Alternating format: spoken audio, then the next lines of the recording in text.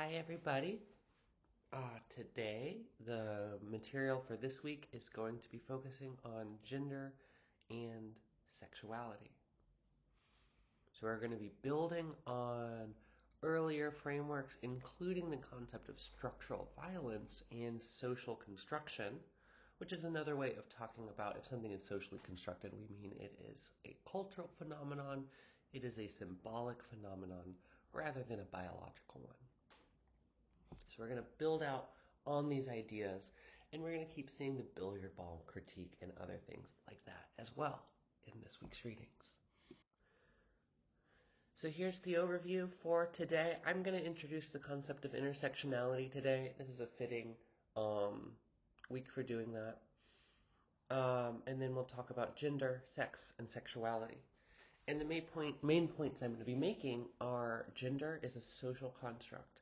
Sexuality is also a social construct.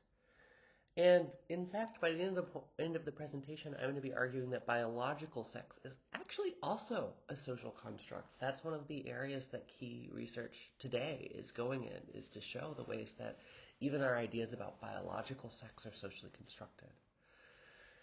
And then this last one, I was just being a little bit of a shit poster and saying your mama is a social construct because everything's a social construct at this point. And I was just being silly when I wrote that, but later I realized that we actually are going to cover kinship or family structures in a later week. And the point from that lecture is that family structure, kinship, is socially constructed. It varies cross-culturally. And so your mama actually is a social construct, which doesn't mean you don't need to respect your mama. Just because something's a social construct doesn't mean it's not a social reality. That relationship with your mama is real, even if the concept of motherhood or mama is a symbolic one, a socially constructed one, and who fits that role changes in different societies. Okay, so intersectionality. Intersectionality is a way for talking about the relationships between many different aspects of our identity. So racial identity, gender, sexuality, religion, all kinds of things, your education level, your socioeconomic class, your age, right? It can really be very expansive. And the idea is that as we move through the world, we experience society, we interact with other human beings on the basis of the intersection of all of these identities, all of these different social structures, rather than that like we treat them as if they could be isolated or made into discrete. Um, there's an analogy here to the billiard ball model, but it's a subtle one, so don't worry about it if you're not catching it right now. But it's that same kind of idea that identity is not discrete and bounded. It's fluid, and it encompasses multiple different things simultaneously. When I move through the world, I move through the world as a woman, as a trans woman, and as a white person, and as a Jew, all at the same time, right? Those things aren't separate in my actual concrete experience. So this term was originally coined by a legal scholar, Kimberly Crenshaw, in the 1980s. And what she was finding in her research was that if you looked at the impacts of anti-discrimination law, that these laws were doing a good job. That's the wrong way of saying it. These jobs were more effectively protecting black men and white women. But black women were not being adequately covered by anti-discrimination laws because the way they were written was that they treated, you could be discriminated on the basis of gender or you could be discriminated on the basis of race. But black women face discrimination due to their specific intersection of identities as black women. They faced certain forms of sexism within the black community and certain forms of racism within the white community of like white women. But also forms of oppression that are just specific to black women, what today a lot of people will refer to as misogynoir. So the idea is that for Kimberly Crenshaw's, we need to think about how all of these different axes of oppression intersect and interlocked in terms of our social structures. And that this is necessary for making more effective anti-discrimination law. Now, today, 40 years later, these terms are used in much broader ways. Excuse me. Excuse me. By many people in pop culture.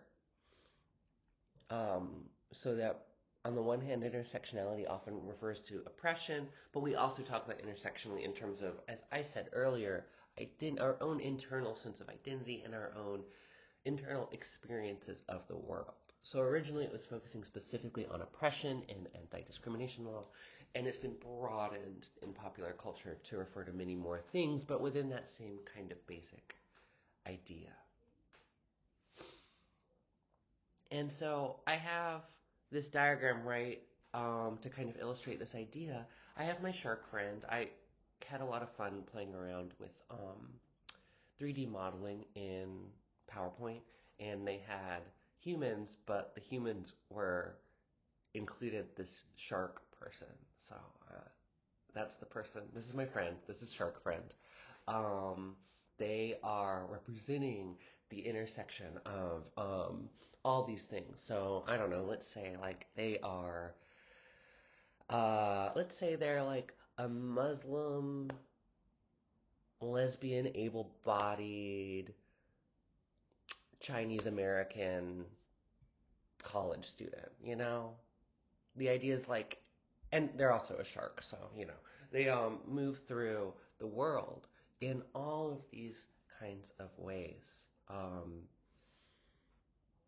Shark Friend, like all of us, exists at the intersection of all of these identities. Another kind of useful thing for thinking about the history of this term intersectionality is that if you look at studies of affirmative action, for example, which has been very controversial in the United States, you find the people who really have benefited most from affirmative action are white women. To a lesser extent, black men, and less than that, black women. But the people who primarily benefit from affirmative action have historically been white women. Now, affirmative action is no longer in effect, like that is not something that's happening, which is interesting because I sometimes tell y'all, I get these text messages that are both like pro-Kamala and anti-Kamala Harris. And I got one that confused me for a long time, and I was asking y'all before I could figure it out. It said something about like we need to eliminate the quota system. And I was confused because the quota system, that's a reference to this idea from earlier in the 1900s in which universities would have quotas for minority groups. So, for example, they would only let this number of Jewish people enroll in the school. So, where I used to teach, Brandeis University, for example, was founded to provide an alternative for Jewish students to places like Harvard, which systematically limited the number of Jewish or the number of immigrant families or students who they would enroll. So now, this language of the quota, I think this is so fascinating on the level of culture and symbolism, of cultural symbols. In this anti-Kamala message, it took me a while to figure out, but I'm pretty sure that there's a reference to affirmative action, and that it's being construed as if there is a quota of like now we need this many people who fit into these identity markers, and white people are now being hurt by that quota. And the irony there is that again, white women are the ones who benefited most from these policies. Now, I should say here, right, like my point here is not to promote one candidate or another. I told you at the beginning of the class, I have politics, and those were explicit, and you should think critically about how my politics inform my research, inform my teaching. So, for example, I work a lot with indigenous peoples, so a big part of my politics is a commitment to anti-colonialism. Whether or not, Democrats versus Republicans, they're both colonial parties. Neither one of these are advancing an anti-colonial set of policies. So, that's my spiel of like, yes, I'm talking about something political, and my point is not Kamala good, Trump bad. It's that, hey, look at these systems of power and these symbolic systems working through the world in ways that are complicated, but that also shape our ideas about what is right, what is wrong, and what is possible. So, when I say that gender and sexuality are social constructs, what I mean is that they're symbols. They are collective categories or ideas that are socially defined, that organize the most intimate aspects of our everyday lives, bodies, and desires, right? Our gender, our sexuality, the ways we experience these things, right? All of that is organized and shaped on a social level. And this really articulates how deeply we as human beings are inherently social beings. We can't even separate ourselves out from like the rest of society in that way because we are deeply shaped by these ideas, and that'll become more clear, right? Even the parameters in which we are able to articulate like oppositional ideas about our gender or sexuality are still rooted in those same kinds of social constructs, or at least responding to those same social constructs. We'll go deeper into that.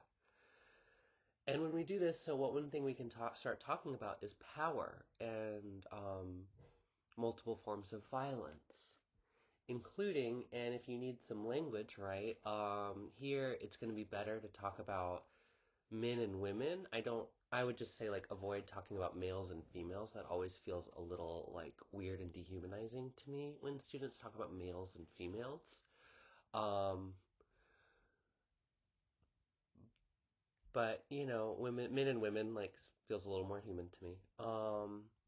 We can talk about power in the form of patriarchy, heterosexism, um, transphobia, and the intersection of these, as well as the ways these intersect with structural and symbolic violence in terms of like racism or other forms of social inequalities, ableism. So, what I'm going to do here is I'm going to teach you some preliminary definitions of gender versus sex. And the issue that we're going to face is by the end of the lecture, I'm actually going to be critiquing this definition that I'm teaching you now. However, we need the foundation to get to the critique. And this is the way that gender and sex were defined historically. And it turns out that the roots of that definition actually don't hold up. Since the 1990s, researchers have increasingly argued that sex is not a biological phenomenon. It is also socially constructed. Um, or rather that, you'll see, it's like not a simple opposition. But we're going to start with the older definition that was used until the 1990s because you need to understand that before I can show you what's wrong with it. So bear with me, just know that I'm going to argue something very different by the end of class.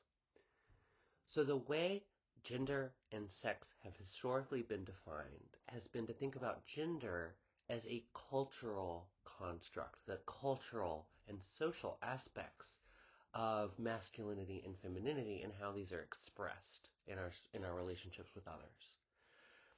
Whereas sex, biological sex or sex category is defined as biological in nature.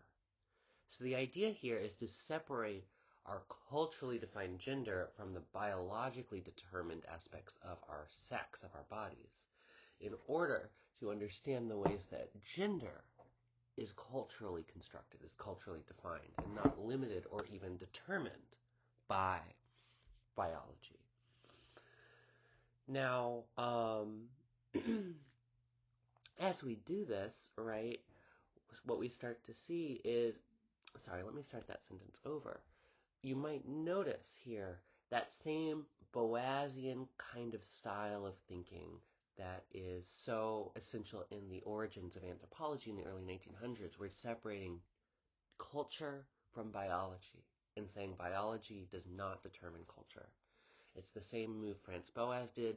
And in fact, his student, as I talked about earlier in the semester, Margaret Mead, was one of the early scholars who really started articulating this idea of gender versus sex, even though she didn't use that language because that wasn't the language of the time. Her language was sex. She talked about sex roles because that was the way people spoke in the 1920s. But what she found was that if you looked at gender or sex roles cross-culturally, they vary. And if they vary, then they're not biological because human biology doesn't vary. So that means that they are culturally constructed rather than biological. And so that kind of created this foundation for which later was picked up in other fields like gender studies and which didn't exist in the 1920s. It existed later, but right. So all of these scholars started taking this idea, these observations from people like Margaret Mead, and thinking about this distinction between the cultural construction of gender versus the biological aspects of our bodies. So we can think about gender in terms of like this diagram shows like our roles and responsibilities and the ways these differ for men and women. Different kinds of attributes we think about that we associate with masculinity or femininity. For example, we'll have a really interesting ethnography about the science of what's the word I'm looking for, about of the science of human reproduction, the way it's represented in textbooks, as well as the way the study of researchers investigating this thing. That talk about the ways these gendered constructs of men being active and women being passive actually infiltrate the questions that biological scientists even consider asking in the first place. As well as different, what they're calling in this diagram, entitlement. I think the word that y'all would probably be more familiar with is privileges. Basically the ways in which structural violence intersects with gender to create systematic distributions, at least on a statistical level, of resources. Things like healthcare, financial independence, etc., etc. Whereas sex in this definition is considered biological. So that's going to be our chromosomes, our reproductive organs, our genitals, and our hormones. So one really straightforward way to look at and think about all of these ideas is to look at gendered marketing, right? Because when we look at gendered marketing, we can start to see, oh, this is a cultural elaboration. This is not about things rooted in biological sex. This is a cultural elaboration of gender. So I have all these examples, for example, these images on this website to juxtapose these things, right? So we have pepper spray. You have defense spray versus pepper spray, right? And one is black and one is pink. And so you have one which is marketed towards women and one which is marketed towards men. And you see all of these interesting differences, like why say defense versus pepper spray? What makes defense spray more masculine? What makes black more masculine than pink? Actually, historically in Europe, pink was associated with masculinity, but that was a couple centuries ago. But those things shifted at a certain point in time. You have the ribbon, right? The pink ribbon. You have even just different fonts. Or maybe that's not the right word, but you have different, like, one of them is, like, outlined in a different way, with a bolder outline. You know, how do all of these things come together to construct our ideas about masculinity? Like, what are the ideas of masculinity and femininity underneath all of these symbolic decisions? Earplugs, right? Presumably, one does not need different earplugs on the basis of one's biological sex. But you have pretty and pink earplugs versus skull screws. I love skull screws. So, one is like what's the difference between a screw versus a plug? You have, literally skulls, red, orange, and gray versus shades of pink. Here again, we see different fonts. How does font tie in with our ideas about gender. Dude wipes, right? The idea that men need specialized um, cloths to wipe their butt, fabric things to wipe their butt because God forbid they use the women's ones, right? That's apparently a very gendered thing. Even gendered laxatives. You have regular laxatives and you have laxatives for women. One thing you might notice is that the both of these laxatives have the same price. However, the laxatives for women have only 25 tablets versus 30 tablets in the not the not for women laxatives. So, this is actually a kind of common pattern. It's often referred to as the pink tax, basically like making things cost a little more when they're marketed for women. Um,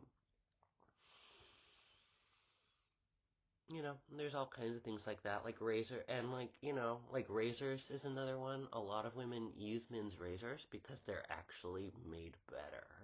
Women's razors are not made as well, and they don't get as close of a shave. So a lot of women use men's razors for that reason. And with all of these things, what we see is a cultural elaboration of gender. And you can start thinking about, oh, remember that like those T diagrams of self versus other that we were doing with the construct of the colonial other? Well, we can do the exact same thing with gender and the construction of the gendered other, masculinity versus femininity. So you have pink versus black, gray, orange. You have bold fonts versus like italic fonts. You have a skull versus a sleeping lady. You have screw versus plug. You have pepper versus defense. You have tough versus soft. All of these kinds of underlying cultural ideas about what it means to be a man and what it means to be a woman. So when you go and buy earplugs, you are not just buying an earplug. You are buying what it means to be a man or a woman. You are investing in what it means to be a man or a woman. Now, the thing is, if gender is socially constructed, that means it's malleable, it can be changed, people can do all kinds of things with it. It means it's not set in stone. So if something is socially constructed, why is everyone doing it the same way? Not everyone doing it the same way, but why are there so many people doing it in the same or similar ways? Like how does this idea even maintain any level of coherence instead of people just doing whatever the fuck they want? The answer is coercion. Social constructs are often reproduced through coercion. So this is a nice little diagram of what that looks like, right? And the idea here is this is the man box. This is the box of what it means to be a man in our society. Strong, you have ideas like strong, tough, hard, intimidating, rugged, scares people, never shows weakness, macho, respected, big, all of these things, right? Consent is an important one that's not in here. Consent is often constructed in terms of like men need to navigate consent that is given or withheld by women in heterosexual dynamics. One issue there is that men are taught neither to really well navigate on a systematic level. I'm not talking about individuals. Men are both neither like taught on a social level to understand and navigate consent in an intentional way. They're also not taught to think about their own consent. So men actually constantly um, maybe, I don't know if violate is the right word, but violate their own consent and cross their own internal boundaries without realizing it because we're not even taught, if you're a man, you're not even taught to identify your own issues of consent. That can be really tricky for a lot of men. So you have all these ideas about gender. And again, the ways these are reproduced, the ways these are given solidity, given that this is entirely a social fiction, the way this is given solidity is through coercion. For example, if you start acting in ways outside of the man box, you face social repercussions. You might be called things like a bitch, a mama's boy, queer, a girl, a fag, a homo, chump, pussy, weak, gay, what's right? There are all of these names that refer to a person who is a man not doing masculinity correctly. So you face social forms of punishment or repercussion if you are not properly acting within the man box, right? This is how these constructs get maintained because those boundaries are being policed and enforced on a social level. And I have these two links. I'll post them in the description. They're very lovely. I highly recommend them because they further outline a lot of these ideas of what we mean when we say gender is socially constructed. Gender, according to the cis, that's a really lovely symbolic deconstruction of gender reveal cakes. Basically, what the author of the video is it's a tongue-in-cheek, it's silly, right? But they're constructing that kind of T category of what is masculinity, what is femininity, on the basis of gender reveal cakes. And they find all these interesting oppositions, like between tiaras and guns, as a kind of representation, or wheels and skates, like ice skates, as these kinds of symbolic articulations of masculinity versus femininity, as they are assigned even onto a fetus.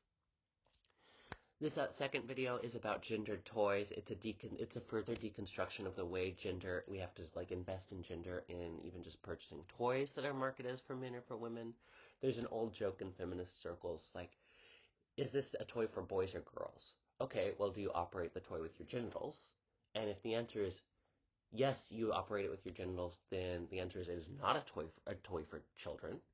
And if the answer is no, you do not operate it with your genders, then the answer is it is a toy for both boys and girls. So, that's the joke. And I'm sure all of you can come up with lots of examples, and this would be useful to discuss in class as a topic, right? How do we see gender being constructed in various settings like toys or marketing products? And how have y'all experienced or seen these ideas of masculinity and femininity? How are they policed? How are they socially reproduced through this kind of coercive work of creating repercussions for people who don't properly fill out those boxes? And as I'm saying this, I'm realizing that's probably where we're going to start on Wednesday. Now, one really helpful way of articulating our ideologies about gender and sexuality is this idea of the gender box structure. Essentially, right, the idea is that we have this ideology that humans are supposed to be a certain way, in which you are given your biological sex, right? That's the foundation. Remember how we talked with race, how there was a historical shift where ideas of what authorizes social constructs, what legitimizes social systems, shifted from God to new ideas about biology, but those ideas about biology themselves were cultural ideas. The same thing happens with gender and sex, right? So the idea is that biology is supposed to be the determining factor. So you're born either a male or a female. That then determines your gender. Are you a man or a woman? And if you're a man, you're supposed to be attracted to women. If you're a woman, you're supposed to be attracted to men. So your gender then is supposed to determine your sexuality. And the idea in this ideology is that each one of these unfolds from the previous, right? Sexuality is a function of gender, which is a function of biological sex. But there's also all of this room in between, right? Because there are between the two boxes, there are all kinds of variations, right? Because the moment you start creating rules, you start creating social rules or social constructs or social norms, you're also creating the possibility of breaking them, of doing something different. So with sex, right? Yeah, okay, but there's also intersex people. There's also non-binary people, there's trans people, there's gay, right? Like, you can be a woman attracted to other women or attracted to both genders, right? Like, the moment we create these norms, we also create the possibility of doing things differently. So by creating these categories, we're also creating their other, whether that is the other of masculinity, which is femininity, the other of heterosexuality, which is gayness, or the other of cisgender identities, which is transgender identities. Now, one of the reasons I teach the gender box structure is if you look at Kulik's article about travesties, right? And this is another thing we're going to come back to and discuss. If you look at the article on travesties, one of the things you see is that they have a very different cultural construction of sex and gender and the ways these relate. It does not follow the gender box structure. It is a different one. It is still a patriarchal and a cis-normative and a heteronormative system, but it is a different heteronormative system. Because in the Kulik article, gender and sexuality are not functions of biological sex. Whether you are gay or straight within this cultural system is not a function of your gender exactly. Or sorry, it's not a function of your biological sex. It's not a function of what's in your pants, it's a function of what you do with it. If you get penetrated, that makes you not a man. Whereas if you are penetrating, that makes you a man. So you could be a biological man, but if you enjoy being penetrated, then you don't fit into that cultural category of masculinity, of manhood. So you're not a proper man in that context. So the gender system here is a little different, right? Instead of men and women, you kind of have men and not men, which includes travesti people who, at this point in history, were not identifying as men. That was actually a big part of travesti identity at the time when Kulik was doing his research. Was that they did not see themselves as men. They saw themselves as travesti, and that was seen as distinct. Now, things have shifted historically since this article was published, and if you can look up travesti now, there's quite a lot of famous travesti performers today who are quite big deals. But today, the word travesti has come to align much more with the English word transgender.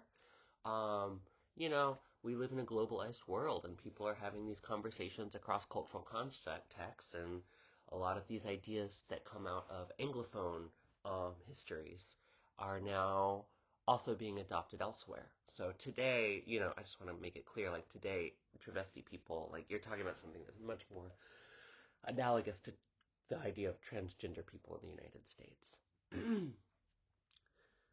But essentially, right, in the Kulik article, rather than biological sex being the determining factor, it's more of a function of your sexual activity that is that determines your gender and that determines your sexual orientation. Not what's in your pants, but what you do with it. Now, one of the ways that we often talk about gender to get at a lot of precision, a greater precision, is we think about gender almost like a kind of performance in the humanities and social sciences, right? It's a practice of self-making, or constructing your own sense of yourself, your own identity, through performance. We saw something really similar in Paige West's article in terms of the social construction of whiteness and white identities by surfers, right? Part of what they were doing, the ways they talked about Papua New Guineans, was really constructing their own sense of self as white Australians. This is something kind of a similar idea when I talk about self-making with gender. It's about how do we imagine ourselves. And this idea of gender as performance, or what I would call on a technical level performativity, which I will define in a bit, comes out of the scholarship of a philosopher, Judith Butler. Judith Butler was studying drag shows, and she looked at drag shows and said, wow, there's something happening here that really challenges our assumptions about how gender works. we're seeing something that doesn't fit within that model. There's something very anthropological about this, right? How can we take like people's basic everyday lives, particularly marginalized communities, and use that as a resource to theorize the world in a different kind of way? How does the world look from that perspective? How does that change how we understand the world? And in fact, Judith Butler was not the first person to study drag shows in this way. There was an anthropologist in the 1970s, Esther Newton, who studied drag shows, and her book, I think it's called Mother Drag, is one of the first books in the United States in anthropology that really showed, first of all, that queer communities were worth studying, and two, that you could do research within your own communities and research in the United States.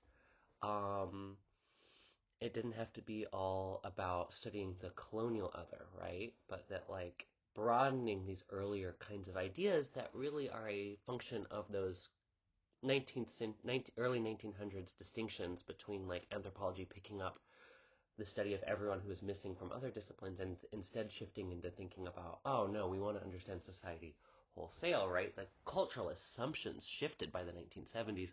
And this is the very beginning of that, where today anthropologists do not simply study people who live far away and look different than like white people. Nor are anthropologists themselves always going to be white. Anywho, right? Esther Newton does this study, finds actually very similar things to Judith Butler's argument. And the idea here is that when we look at drag, we see gender is a performance. We have these artists who are providing a whole performance of like, hey, I can put on the effect of gender.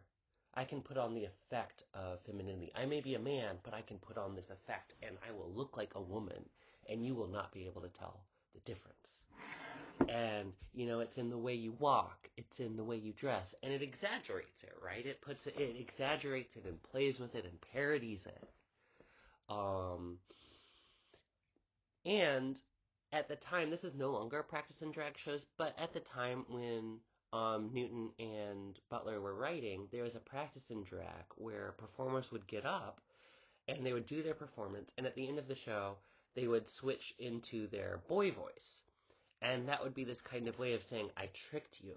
I looked like a woman, you thought I was a woman, but I'm secretly really a man underneath.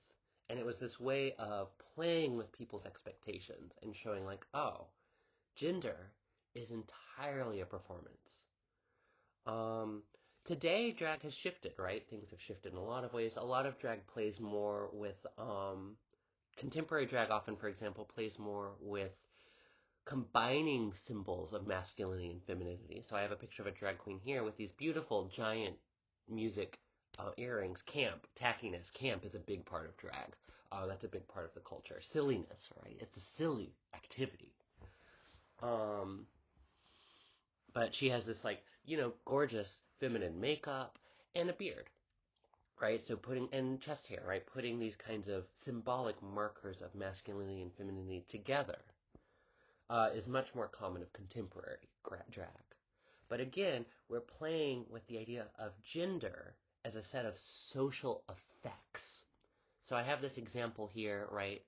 If I'm a person who wears combat boots, is who I am as a person located in my head, my mind, or in the material culture of the combat boots, right? Like, if I wear combat boots, what does that make me? I mean, it's like it's like tough, it's dykey, it's all of these things, right? But then is that my internal identity internal to my body, or is it a relationship between me and the performance and the material culture? Is my gender perhaps also located in my combat boots? So this is a quote from Judith Butler. To say that gender is performative is a little different because for something to be performative, it means that it produces a series of effects. We act and we walk and we speak and talk in ways that consolidate an impression of being a man or being a woman. So within this theory, being a man or being a woman, it's not really a coherent thing. it's a series of social effects that we create to create an impression, where it's an impressionistic thing. The idea of performativity actually comes out of sociolinguistics. A performative utterance is one that makes itself true by the act of being said. So one example is the phrase in a marriage, I do. When you say I do, that creates a social effect in which you become married. You shift into a new social status. So that's a kind of phrase, a thing you say, or an utterance on a technical level. It's an utterance that doesn't describe a pre-existing reality. It creates a reality. I do. Or, I'm sorry. When you apologize, that is a performative statement. It is making that social effect into a reality by saying it. The performance of allegiance, of the Pledge of Allegiance, is a performative effect. So Judith Butler is basically saying gender is the same thing. We do these things and we make gender a reality by doing it, by performing it, by creating these effects. However, what this also means is that the way we're doing is actually not super coherent. The way we do gender is actually not super coherent. We're always fucking it up, right? This is where that man box structure and the idea of coercion comes in. We are constantly fucking up gender. And as we fuck it up, we are policed, we are coerced into, or sanctioned into doing it in a different way, right? And so it's not that we are creating uniform sets of effects, right? When we perform gender, we're actually creating a wide and pretty it's not a coherent thing. It's not a stable thing. We're constantly creating gender effects. Sometimes those effects are contradictory, and we may be socially sanctioned for it. And so this idea of the gender feedback loop is a really good way of explaining that dynamic. And I have a meme here of Judith Butler saying, gender, you're doing it, right? The idea here is for Judith Butler, gender isn't something you are. You don't have a gender. It's something you do. It's an action. It's a social action. It's an effect. So the gender feedback loop basically says, look, we have these messages, right? Those are going to be like the gendered advertisements. What does it mean to be a man or a woman, or male or female? What do these things mean? What does it mean to be transgender? What does it mean to be gay? All of these social messages. And we take those messages and we internalize them to construct our own internal sense of self. I'm a man. I'm a woman. I'm a gay man. I'm a straight man. I'm a trans woman. All of these things, right? We internalize those messages to imagine who we are. And then we cultivate our own bodies based on those ideas, those messages, and those selves in order to create these effects. We literally manipulate our bodies to match the messages. For example, when I come to class, I wear makeup. I literally paint my face to create the effect of femininity.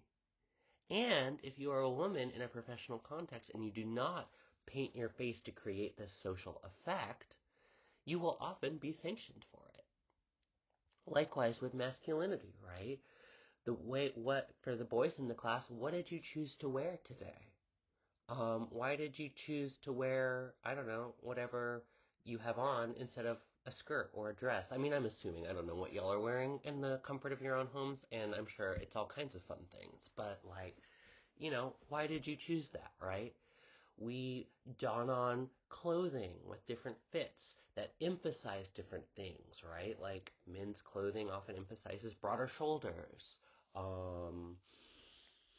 narrower hips and things like that, right? In order to create the effect of gender. But those are all social decisions, right? We are literally cultivating our bodies. We are literally marking and stylizing our bodies to appear as if we have gender. That's what we mean when we say we're doing gender. Now, one of the fun things is in this feedback loop, because each of those stages, messages, selves, and bodies, each of those reinforce one another, right? you walk around, you see a bunch of men, people who are putting on the social effect of men and women, that reinforces the messages, that reinforces your sense of self. But we're also constantly doing gender wrong, which means there's all these in and out arrows that lead to change. Sometimes change can be intentional through explicit resistance, like queer movements. Sometimes it's totally not intentional. It's just, we're doing gender in different ways, things change. Pink becomes associated with a color for women instead of boys, all kinds of weird stuff like that. So the thing about gender is we're always doing it wrong. And that's actually one of the more interesting things, right? Is because when we start looking at how people are doing gender wrong, we can start to see the social system and we can start to see the cracks in it, which helps us, not treat it as normal and natural, but actually be able to think about it on an explicit level. And there's this idea that comes out of philosophy, which is that social norms don't actually exist. There's no empirical reality to social norms. What is real, what does exist on an empirical level, is deviance and punishment. So no one ever does masculinity or femininity perfectly, right? What does exist is people doing it wrong and being corrected, being policed, being whatever the dynamic is, right? So it's this really interesting observation. We think about the world in terms of these norms. We think about masculinity and femininity as if those were the things that existed.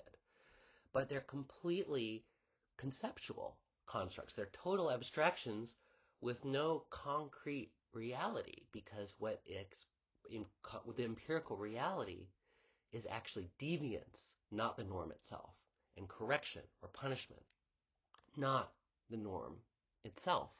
And that is what creates the social reality of gender. Okay, so trigger warning on this next slide. I'm going to show one of the images is a picture of a Islamic woman's face. She had her nose cut off. And this was an image that was reproduced across the United States in mass media and took on this really complicated life as something that reinforced a lot of Islamophobic ideologies. So this next slide is going to both include some gendered violence, some pretty severe gendered violence, and Islamophobia at the same time. So here I want to talk about some of the intersections of race and gender and colonialism, right? And this comes out of one of the optional readings for this week, Leila Abu Lagood's article, Do Muslim Women Really Need Saving? And this is a really key article in anthropology. It's a really important one. She's a great scholar. I highly recommend pretty much anything she's written.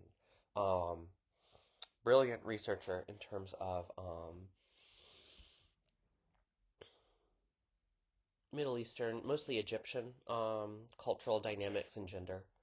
And so anyway, what Leila Abu Lagood was realizing, she's writing in the context of the aftermath of 9/11 and the ensuing war on terror. And one of the things that she found is that there are all of these representations that in that historical moment of time proliferated across our mainstream media that represented Islamic people, Muslim peoples and Middle Eastern peoples as inherently sexist and patriarchal, and Islamic women as victims. And on a social level, what this did was it created a legitimizing reason to justify war in the Middle East. So we're taking culturally constructed ideas and stereotypes about Muslim women and including images of people who really have experienced violence and suffering to then to legitimize war, to justify military invasion and occupation. So this is not going to be about good guys and bad guys. Like, it's just not going to boil down that way. It's going to be more complicated. So one of these images is of this woman, and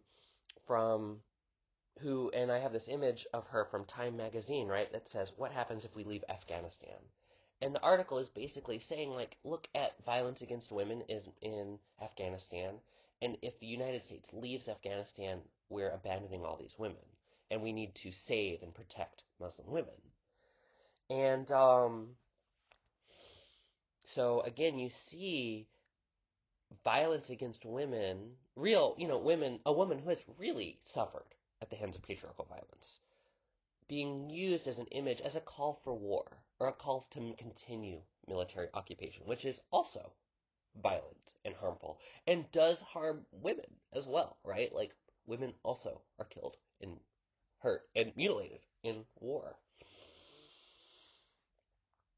So what Leila Abu Lagood is talking about here, right, is we see the rise of Islamophobia following September 11th, and sometimes that follows in this idea that we need to save Muslim women. The problem for her is that this creates a billiard ball kind of type of thinking, right? The idea is, oh, Muslim women, this is their culture, or in Muslim countries, right, this is their culture, and their culture is patriarchal, right? So we're thinking about culture as bounded, as static, and as fixed. And her argument is that it's none of these things. First of all, we need to think about these colonial representations of the other. But we need to think about the ways that war also is not great for Muslim women. But also the ways in which, like, what is the larger context, right? Like, how do different women have different experiences? And even, like, let's look at Afghanistan. What is the historical context for what's happening there? Because what's in this ideology that Muslim countries or Muslim peoples are inherently patriarchal, we're losing track of things like, hey, in Afghanistan, there was a particular regime of people in power, which was the Taliban, right? We're not talking about Muslims as a whole. We're talking about the Taliban. We're talking about a particular political organization. And also, why were the Taliban in power? Well, to understand that, you have to go back to the first Gulf War in the 1980s, where the United States also invaded Afghanistan and Iraq, and my historical facts might be a little mixed up around this. This is not I'm not a historian, and I'm certainly not a historian of the Middle East. But, for example, in Iraq, the United States invaded and set up new leadership who would be believed to be more friendly to the United States. Again, remember, this is the context of the Cold War. And, that was Saddam Hussein. So, in the early 2000s, when the United States is at war and Saddam Hussein is painted as a kind of brutal, ruthless dictator, which he was, right? There's an interesting kind of amnesia happening in terms of like, wait, why was he in power in the first place, right? So anyway, this is Leila Abu Lagood's argument, right? Which is like, hey, we need to break this billiard ball thinking down. We're not talking about Muslim people and Muslim culture as a whole. We're talking about particular political regimes that have a specific historical context, and that you really cannot understand without also understanding larger international relationships and phenomenon. So this is a nice little example of those intersections of race, colonialism, and gender, and how all of this weaves around to create this complicated mess of symbolic and structural and interpersonal violence and war. Not just gender, but sexuality is also a social construct. We see that really nicely in the context of Kulik's article, right? We see, hey, if gender varies cross-culturally, then it is not biology. I'm sorry, if sexuality varies cross-culturally, then it's not biology, it's culture. And here we have this lovely case study of travesti people where gender expression varies cross-culturally. And there's tons of examples like this, right? There are, well, actually, sorry, I'm realizing this is a couple slides later, but so I'll get to that. Gender varies cross-culturally, sexuality varies cross-culturally. And now I'm going to give you that kind of historical analysis, right? Remember, when I talk about something being socially constructed, if it varies cross-culturally and if it has a history, then that means it is cultural, not biological. So, the history of sexuality is actually, the way we think about sexuality is comes out of the 19th century. It's actually a very similar history to the history of race I gave you last week, in which you have psychologists and sexologists are trying to create a rational scientific classification of human sexuality, right? So in the same time period, scientists are trying to create a so-called rational and scientific classification of human difference, of human physiological difference. They're also trying to create a category system of um, sexual difference. Because the idea at the time was, hey, science, we can know everything through science. And the way we do that is by classifying everything. So that was the name of the game. Um, so the way this works is this idea of normalization by defining categories of deviance. What I mean by that is that psychologists and sexologists are creating the norms, the norms of what people are supposed to be like by defining all of these different categories of deviance. Remember, the norm doesn't exist, but deviance does. That's this same kind of idea. So, for example, heterosexuality, actually, this is a little complicated. Heterosexuality was not originally defined as the norm. Heterosexually, that word was originally invented to describe another form of deviance, people who wanted too much sex, people who were too sexually active. So heterosexuality was actually seen as a medical condition, and only later becomes associated with the norm of men who want to have sex with only women and women who only want to have sex with men. But like all of these ideas we have today, like homosexuality is also defined at this moment. Bisexuality, transsexuality is another term. That's an older term. That's not one that is commonly used today. Some trans people do, especially in my generation, because it is how we were raised. Um, but it can also be seen as very offensive to refer to people as transsexual, depending on the context. It just depends on who you're talking to, I guess, and who is speaking. Um, Anywho, right, all of these terms was said like, oh, this is the way people are doing gender wrong or sexuality wrong. And by doing that, they're simultaneously defining the opposite, right? The self that is implicit to the construction of the other, the unmarked category of what is normal. And this was in fact tied to complicated projects enacted by like various nation states to normalize the population. Things like schooling or prison systems or mental asylums or all of these things that basically like you're put in an institution and you are taught to behave according to these certain kinds of gendered and sexual like assumptions about your gender and sexuality, right? That ends up being policed through these institutions that seek to normalize the population.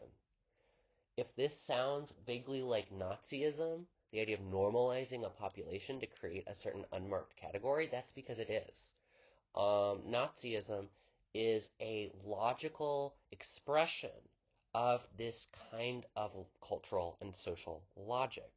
However, that social logic is found in every nation state. Every nation state engages in these kinds of projects of normalizing their populations. Um, that's something we can talk about more. It's a bit complicated to go too deep into at this point, right? Um,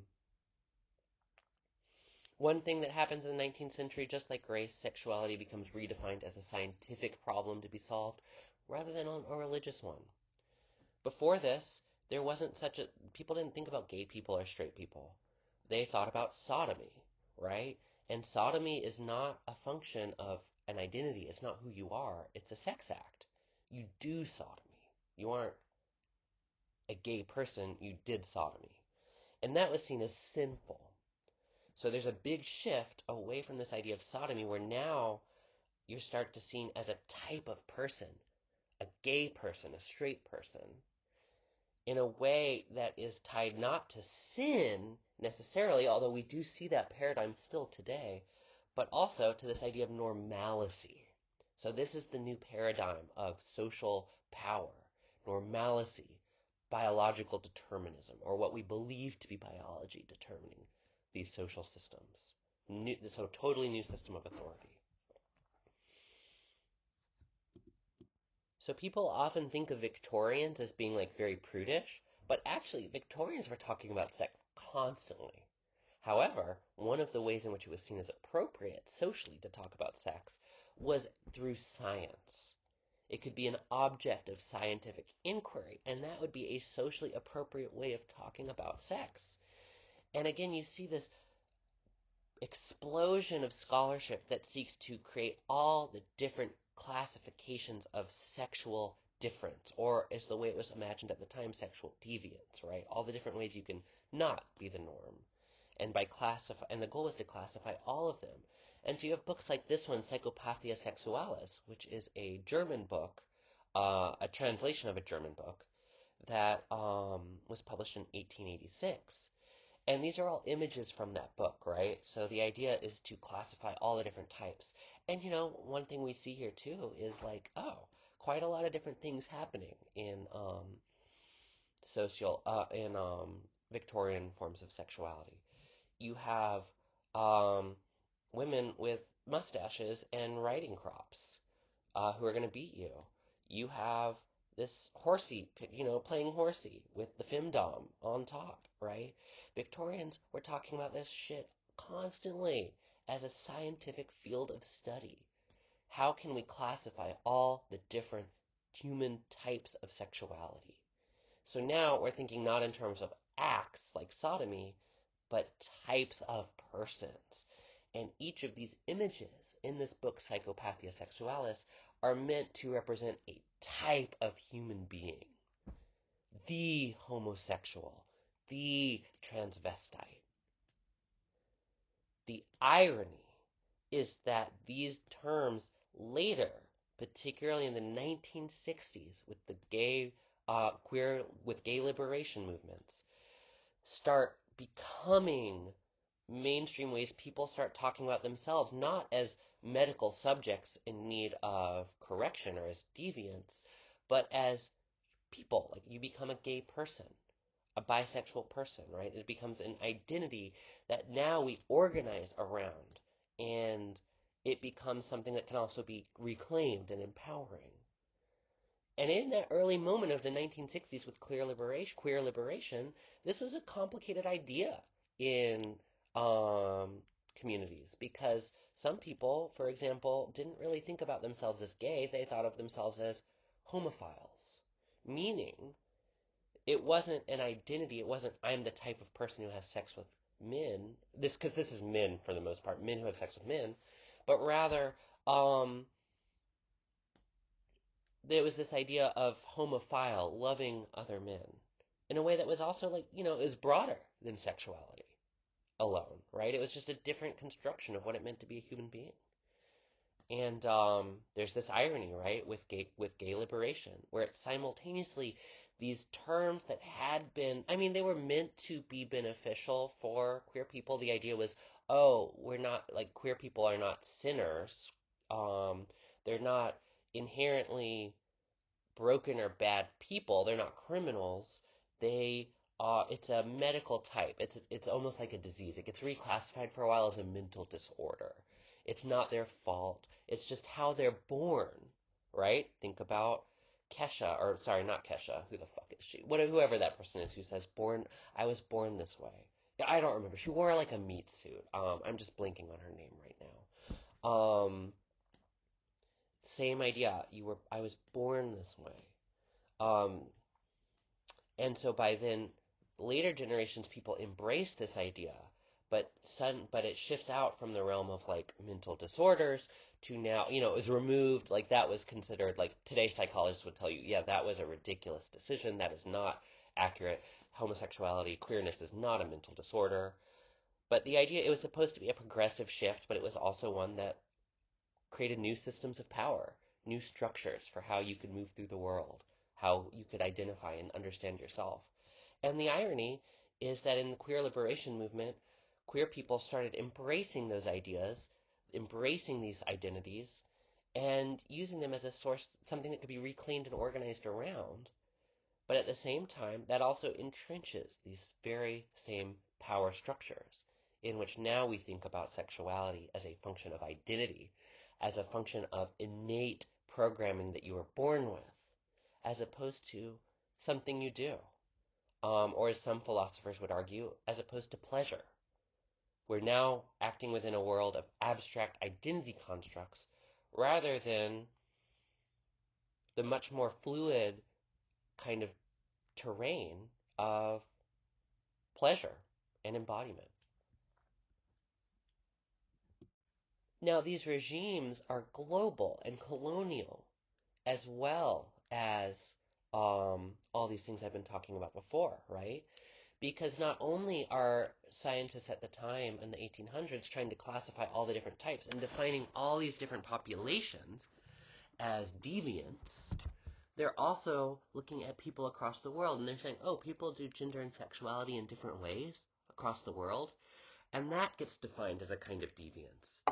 This idea that these are primitive or pre-modern forms of sexuality, and that modern sexuality was imagined as monogamous heterosexuality, right? We'll come back to this when we listen to another podcast with Kim Tallbear and another Indigenous studies person, Adrienne Keene, talking about non-monogamous movements within Indigenous communities as a way of reclaiming ideas that were considered ways of relating to one another and loving one another that were considered in this time period pre-modern and primitive, and that people were coerced around, for example, in boarding schools. So there's all of these kinds of dynamics, and you see an explosion of anthropological literature as well of people documenting different ways of moving through the world in gendered and sexual ways that didn't fit into this kind of Eurocentric binary that was being constructed by sexologists. So, for example, in North America, with indigenous peoples, you have two-spirit people. Two-spirit is a umbrella term that was coined in the 1990s by indigenous activists. There are older terms that anthropologists used called berdache, which are extremely offensive. It is a Persian word that refers to a male prostitute or a kept boy. So indigenous two-spirit people they created this term to basically say, like, hey, we want a term that is not rooted in that offensive terminology, and we want a term that's not based in this kind of objectifying analysis of us. You can think of Horace Miner's Narsarima article as a satire, right, to imagine how indigenous two-spirit people had been represented. We want to seize the control to define ourselves. You might also think about that archaeology article that some of you may have read last week, Seizing Intellectual Power. Two-spirit people want to seize the power to define themselves on their own terms, and that's where this term comes from. So it's a blanket term. It refers to basically gender and sexual diversity in indigenous communities broadly. Particular indigenous nations are going to have their own ideas and terminologies for different gender roles and statuses outside of the binary, and two-spirit is the umbrella for all of those.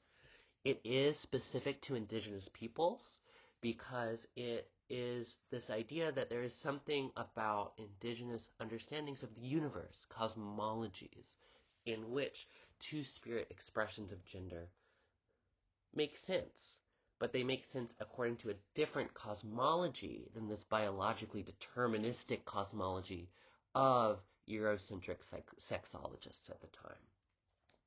In India, you have subcontinental India, you have categories such as Hijra, right, who are people who are assigned male at birth, but adopt the social role and dress of women, right? And you have entire communities of Hijra as this category that just exists outside of the gender binary.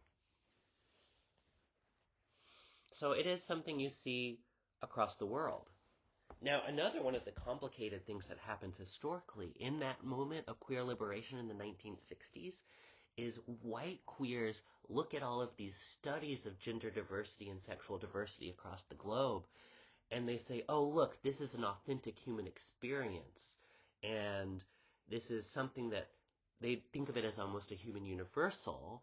And look, we can look at all these other societies and see that there are these pre-modern forms of non-binary identity, or of not non-binary identity, because that wasn't the word. That word did not exist even when I was a kid. That was not how we thought about gender.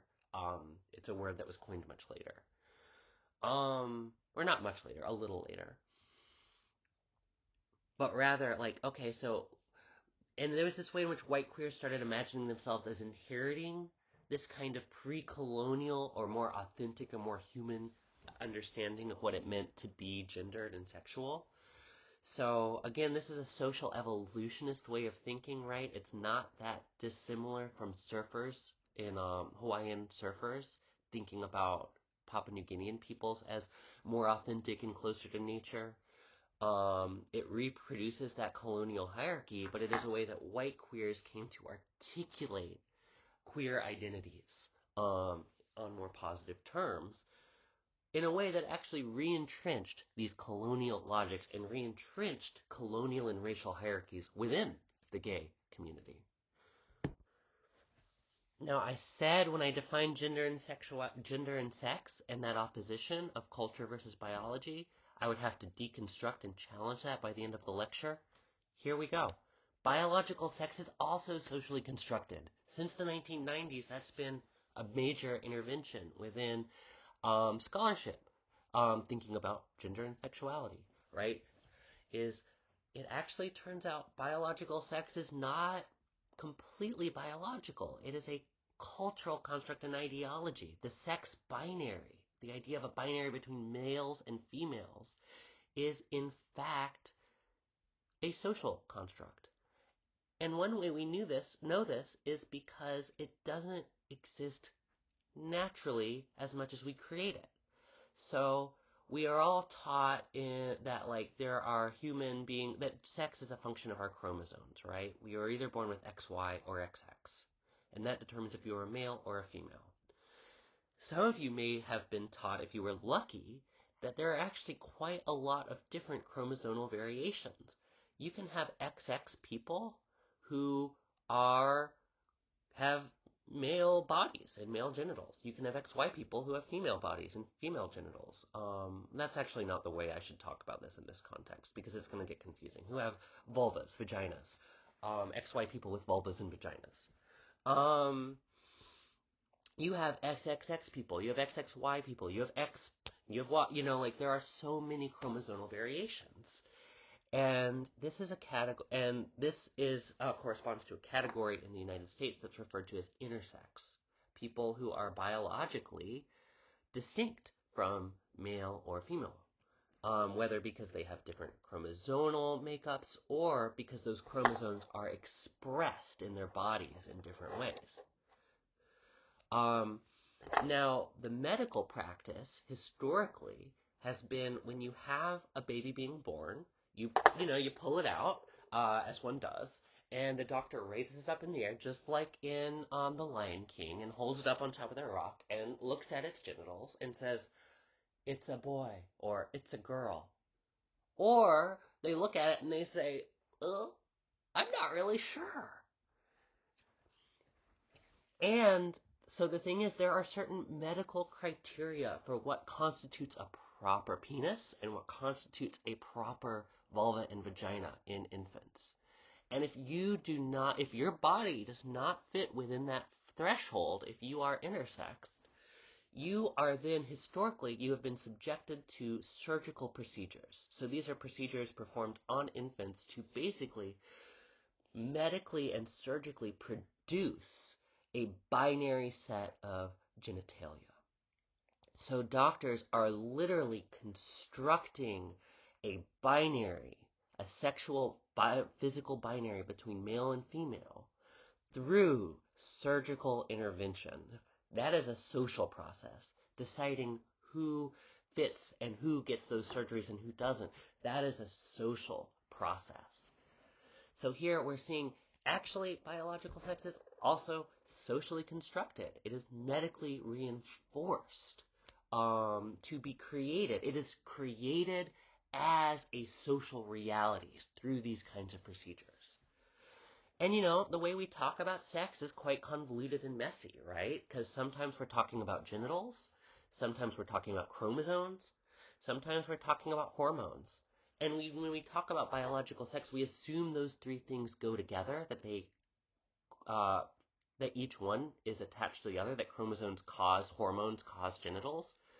But there's so much complexity either way, because each of these categories you can vary in ways that are not strictly male or female. For example, look at your hormones. There are a lot hormones, when we talk about men and women and difference in hormones, we're looking not at two distinct groups. We're looking at bell curves. So women often have more estrogen females often have more estrogen than males. And I'm getting so confused with these terms. I'm sorry, right? Like people with ovaries often have more. I'm old, right? Forgive me. I'm old. I'm out of touch. Y'all are from a new generation. Y'all do things better than me. Um, People with ovaries often have more estrogen and less testosterone than people with testes. However, that is not always true. You can have a lot of people have ovaries but have more testosterone than many men. That is a normal physical biological phenomenon. Genitals. A lot of people have genitals that may not match one or the other. We talked about that. Chromosomes, right? Chromosomes vary tremendously.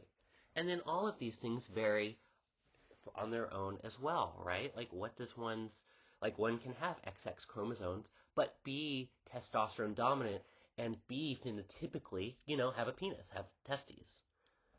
And then all of these things too, right? Like hormones, right? Like trans people, right? Like I am estrogen dominant. I have less testosterone than probably most of the women in this room.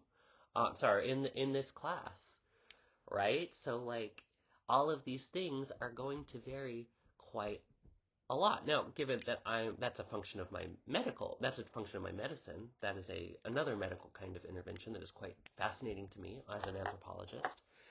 Um, but there are all of these ways in which all of these factors vary so much, and they don't vary with one another. Hormones, chromosomes, and genitals can all vary independently. This is one of the reasons why it becomes really tricky to do things like police transgender people in sports. Because the moment you create criteria for who is allowed to participate in an athletic activity in a way that is meant to exclude trans people, you're also going to exclude trans women. I'm sorry, you're also going to exclude cis women. My bad. Cisgender women. Because there are going to be, what are you going to do? Are you going to measure hormones? Some women just naturally have more testosterone. There is not a mechanism. There's no way to define these terms and to test them, or whatever, whatever that means, right? It's just like, this is a function, it's going to have a negative effect on cis women, too. Because not all cis women are going to pass that threshold, whatever that threshold is. Now, some people use this idea of the genderbread person, which is this very cute idea of talking about gender and sexuality. It's a really good framework. It gives us a lot more nuance. For example, we start talking about gender identity as opposed to gender expression, meaning how do you see yourself versus how do you present yourself to the world, and biological sex, and seeing all of these things as varying. And then you have sexual attraction and romantic attraction. Those things can vary independently as well. So it becomes this kind of model that's often circulated in queer communities as just a way of giving us more nuanced language for talking about these things as they can vary independently, and all the different spectrum of identities that emerge. Now, that said, the genderbread person is also a social construct, right? This is a set of ideologies and beliefs and norms, just like anything else is, just like heteronormativity is. And we can also ask, who's left out?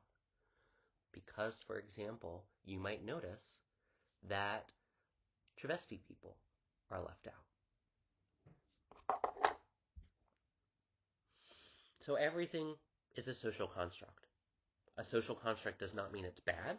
It just means it is a function, it is an aspect of our reality that is created as a social effect rather than something rooted in biology.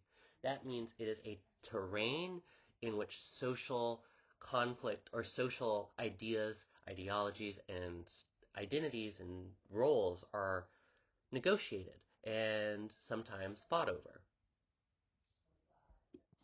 So, in summary, gender is socially constructed.